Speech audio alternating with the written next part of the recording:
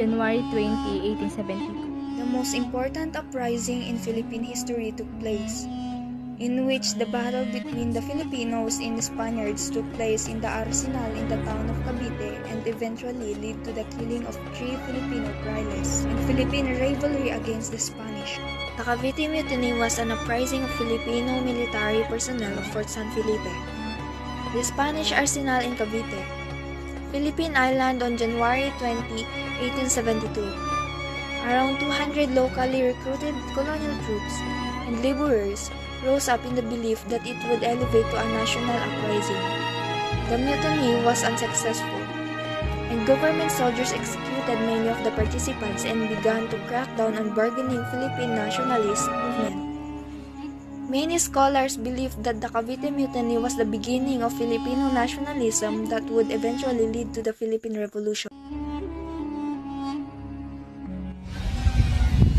Nasyonalismo, kalayaan sa sariling bayan, at hikain ng bawat Pilipino noong panahon ng mga Kastila. Mahigit 300 taon na rin ang lumipas simula nung sinakop ng mga Kastilang Pilipinas. Maraming pang-aabuso at hindi makatwirang pamamalakad, at dito na rin umusbong ang The Cavite Mutiny 1872.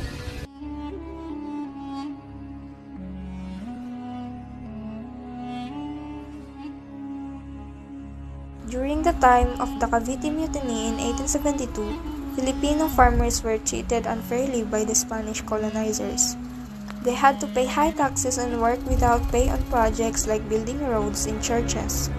Spanish priests owned large lands, and farmers had to give a portion of their crops as payments. Many farmers were mistreated and had no control over the land they worked on, leading to anger and resistance against Spanish rule.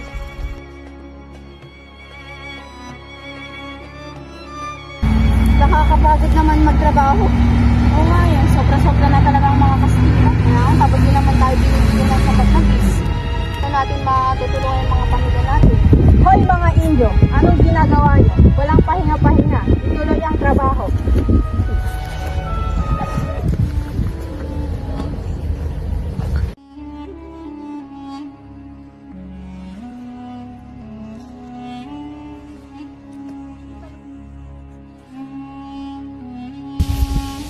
Jose Burgos, Jacinto Zamora, Mariano Gomez.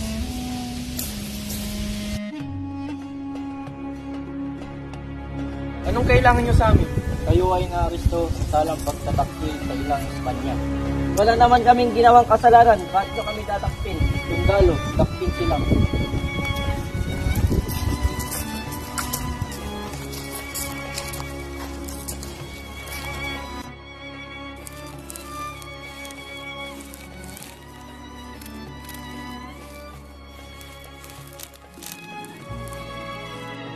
Patayin sila! Mga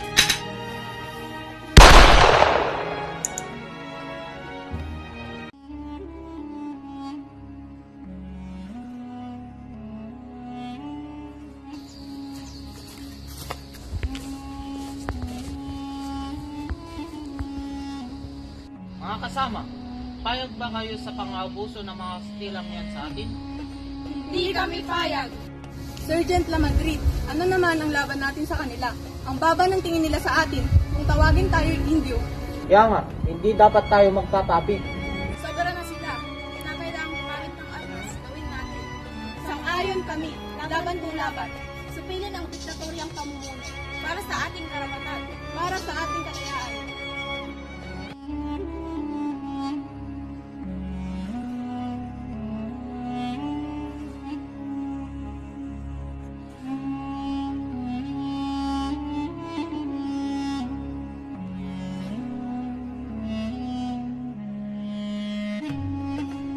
Ito na ang udyat ng ating pag-aalsa! Listo Fuego! Atake! Sugod!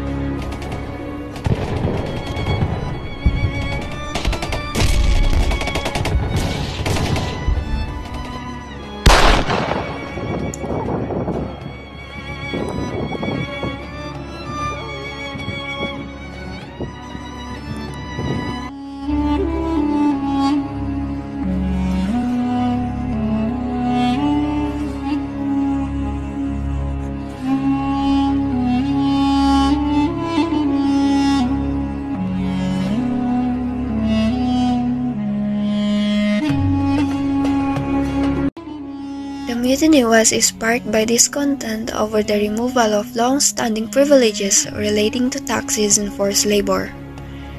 The mutineers, led by Sergeant Fernando Lamadrid, seized Fort San Felipe and killed Spanish officers. The event was used by the colonial government to implicate 3 Filipino priests, Mariano Gomez, Jose Burgos, and Jacinto Zamora, collectively known as Gumburza, who were wrongly accused of inciting the uprising. They were executed by garrote, which galvanized the nationalistic sentiments among Filipinos.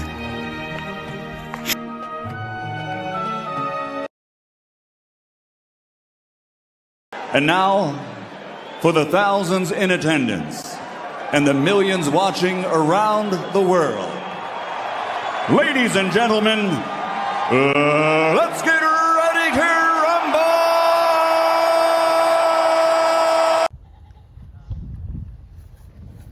Hoy mga inyo, anong ginagawa nyo? Anong kailangan nyo sa amin? Kayo ay naaresto sa salang pagtataksil sa isa. Oh. Anong kailangan nyo sa amin? Ala. Go. Anong kailangan nyo sa amin? Kailangan nyo sa amin? Kayo ay naaresto sa salang pagtataksil ng ilang Espanya. Wala na. Ulit. Anong kailangan nyo sa amin? Kayo ay naaresto sa ulit.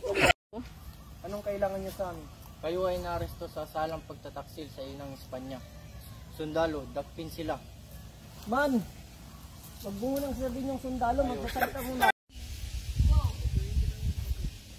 Jose Burgos, Jacinto Zamora, Mariano Gomez. Anong kailangan nyo sa amin? Kayo ay naaresto sa salang pagtataksil sa ilang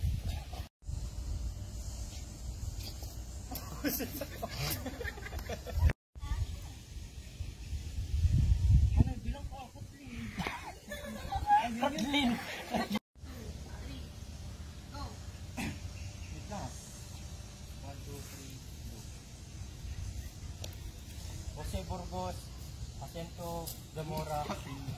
Kinamot! Smile man, smile. Dakpa sa una eh. Sige lang, gusto niyan.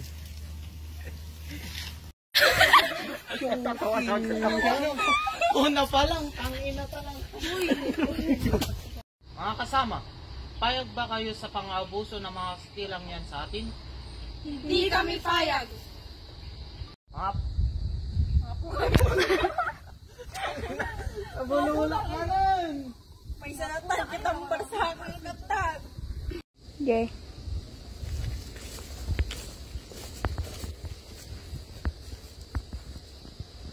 Sergeant Lamadrid, ano naman ang laban natin sa kanila? Ang baba ng tingin nila sa atin kung tawagin tayo ay mga Indio.